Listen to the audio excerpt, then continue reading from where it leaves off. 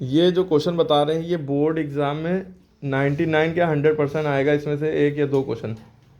इसलिए बस कंडीशन 3 है वो पता होना चाहिए। पहली कंडीशन क्या है कि भाई A1/A2 not equal to B1/B2। Equal to को काटने का मतलब ये दोनों आपस में बराबर नहीं है। तो जब इस तरह की सिचुएशन होती है तो ऑब्जेक्टिव में अगर इस तरह का क्वेश्चन आएगा तो ये कह देंगे, ये दे देंगे और ऑप्शन दे देंगे। तो इसके ये तीन बातें सही हैं कि जब ये कंडीशन होती है तो इंटरसेक्टिंग लाइन होती है, मतलब एक दूसरे को काटने वाली लाइन। दूसरा, सिस्टम कैसा होता है, कंसिस्टेंट सिस्टम होता है। तीसरा, सॉल्यूशन कैसे आएगा, यूनिक सॉल्यूशन या एग्जैक्टली वन सॉल्यूशन। इनमें से जो भी ऑप्शन है ये सारे ऑप्शन सही हैं इसके लिए। अगर कहे कि कंसिस्टेंट सॉल्यूशन में क्या होता है तो ये होता है। कह दे इस तरह की कंडीशन दे दे, इस तरह की इक्वेशन होगी तो क्या होगा, कितने सॉल्यूशन होंगे, यूनिक सॉल्यूशन, खाली वन सॉल्यूशन। इस तरह होगा तो लाइंस कैसी होंगी, इंटरसेक्टिंग लाइन। देखो 4-5 क्वेश्चन बन सकते हैं यहीं से, ठीक है, याद होगी एक बात। दूसरी कंडीशन ये है कि अगर ये तीनों इक्वल होंगे, A1/A2 यानी कि A1A2 रेशियो, B1B2 का रेशियो, C1C2 का रेशियो, ये तीनों बराबर होंगे, तीनों इक्वल होंगे तो सिस्टम होगा को इंसिडेंट। इसकी लाइंस जो होंगी को इंसिडेंट, यानी एक लाइन के ऊपर लाइन। और सिस्टम कैसा होगा, कंसिस्टेंट और डिपेंडेंट कह सकते हैं उसको, है ना। और इनफाइनेटली सॉल्यूशन कितने होंगे, बहुत सारे सॉल्यूशन होंगे, मैनी सॉल्यूशन, ठीक है, कोई लिमिट नहीं। समझ में बात। तो जब तीनों इक्वल होंगे तो इसके बहुत सारे सॉल्यूशन होंगे, ये भी क्वेश्चन है। इनफाइनेटली मनी सॉल्यूशन की कंडीशन क्या है, ये पूरा तीनों इक्वल होंगे, है ना। अब देखो दो बातें यहाँ सेम है। क्या सेम है कि यहाँ सिस्टम कंसिस्टेंट रहता है, यहाँ भी और यहाँ भी, दोनों केस में सिस्टम कंसिस्टेंट रहेगा, ये याद रखना है। दोनों केस में सिस्टम कंसिस्टेंट रहेगा। इनकंसिस्टेंट की जो कंडीशन है वो ये तीसरी कंडीशन है। इसमें क्या होता है कि शुरू के दो तो इक्वल होते हैं, A1/A2 B1/B2 तो इक्वल होंगे, लेकिन C1/C2 इनके बराबर नहीं होगा, वो अलग होगा, ठीक है। इस कंडीशन में लाइंस कैसी होंगी, पैरेलल लाइंस होंगी। पैरेलल मतलब जैसे ये दोनों लाइनें आपस में बनी है, ये इधर जा रही है सीधी, तो ये लाइन और ये लाइन पैरेलल, इस तरह की लाइन बनेगी, ठीक है। सिस्टम इनकंसिस्टेंट होगा, तो इनकंसिस्टेंट की कंडीशन अगर पूछे तो ये कंडीशन टिक लगाइएगा, और ये कंडीशन दे तो पैरेलल लाइंस है या इनकंसिस्टेंट सॉल्यूशन है, या इसमें ऑप्शन जो ज़्यादातर देता है वो नो सॉल्यूशन। तो अब जब C1/C2 के इक्वल ये दोनों चीज़ें नहीं है तो नो सॉल्यूशन होता है, ये बात आपको याद रखनी है, ठीक है। ये याद रखना है, रट लो, समझ लो, जो भी कर लो, इसको याद रखना, दिमाग में बसा लो, ठीक है। जब ये दोनों इक्वल होते हैं, तीसरा इक्वल नहीं होता है, तो नो सॉल्यूशन। अब इसके ऊपर क्वेश्चन देखो कैसा आता है, ये लिखा हुआ है क्वेश्चन, पूरा क्वेश्चन लिख के आएगा। जैसे यहाँ लिखा है pair of equation x + 2y + 5 = 0। एक इक्वेशन ये दी यहाँ से लेकर यहाँ तक के, एंड दूसरी इक्वेशन ये है। इसमें दो ही इक्वेशन होंगी पेयर ऑफ इक्वेशन वाले सवाल में, जिसमें ये सब कंडीशन होंगी। इसमें दो इक्वेशन दी होंगी x और y के टर्म में, दो वेरिएबल, ठीक है। अब इसमें 4 ऑप्शन दिए हैं कि जब ये इक्वेशन है तो इसका सोल्यूशन कैसा आएगा, यूनिक सोल्यूशन आएगा, एग्जैक्टली 2 सोल्यूशन आएंगे, इन्फिनिटली मैनी सोल्यूशन आएंगे, कि नो सोल्यूशन, कोई सोल्यूशन ही नहीं आएगा।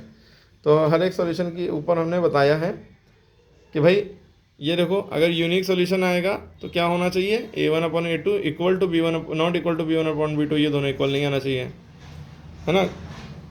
इन्फिनिटली मैनी सोल्यूशन में तीनों इक्वल होना चाहिए, नो सोल्यूशन में कोई इक्वल नहीं होगा, ठीक है। तो हमें क्या करना है, A1 और A2 की वैल्यू सबसे पहले निकालनी है। अब समझो यहाँ बात ध्यान से, A1A2 होता क्या है, A1A2 होता क्या है, फोकस करो। x के पहले जो छिपा हुआ है, यहाँ पे 2x लिखा होता है तो 2A1 हो जाता है ना, A1 की वैल्यू 2 हो जाती है।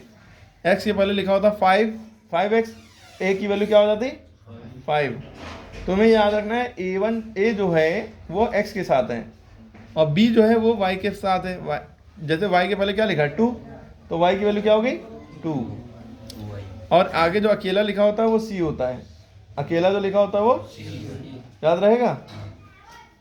दो बस इतनी सी बात रखनी है। x वाला जो है उसके बगल वाला A1 है। आप कंफ्यूज करने के लिए इक्वेशन ऐसी भी कर सकते हैं कि 2y + x + 5 लिख देंगे, यानी कि y पहले लिख देंगे, बाद में x, बाद में 5। तो तुम सोचो कि ये तो y के बगल वाला है, A1 है, नहीं, A1 जो होगा वो हमेशा x के साथ चिपका रहेगा। x चाहे पहले लिखाओ, चाहे एकदम लास्ट में लिखाओ, चाहे बीच में लिखाओ, ठीक है, वो A होगा, ठीक है, x के साथ वाला a।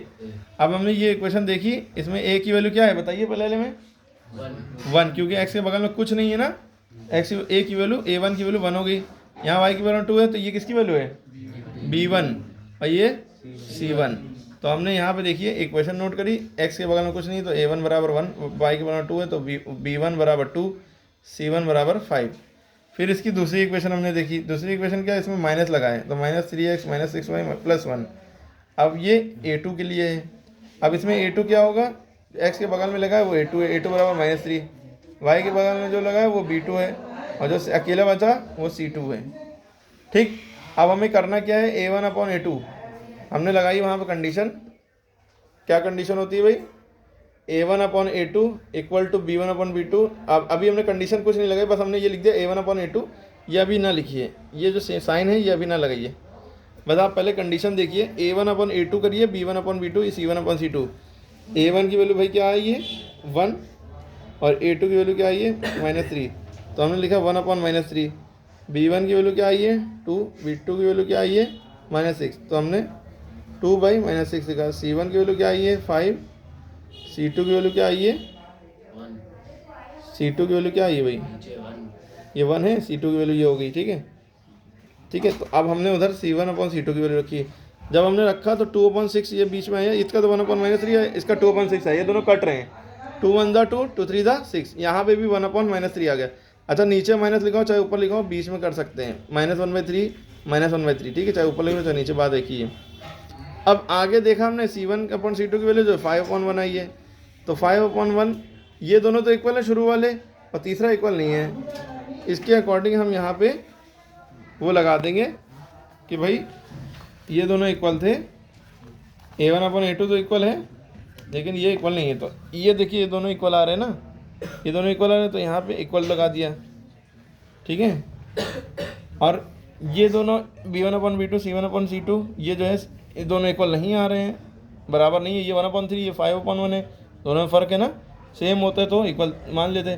तो ये दो इक्वल आए, तीसरा इक्वल ना आए, तो ये किसकी कंडीशन है, ये इसकी नो सोल्यूशन की। ये दोनों इक्वल आ रहे हैं, a1/a2 b1/b2 की वैल्यू इक्वल आ रही है, लेकिन c1/c2 की इक्वल नहीं आ रही। तो इसमें कौन सा ऑप्शन सही होना चाहिए, नो। देखिए इसमें नो सोल्यूशन, नो सोल्यूशन कहीं लिखा है, ये देखिए नो सोल्यूशन लिखा है, तो ये वाला ऑप्शन सही है। ठीक है, इस तरह से ये सवाल होंगे। क्लियर हो गई भाई, समझ में आ गई सबको? इसको नोट कर लीजिए जल्दी से, जल्दी नोट करिए।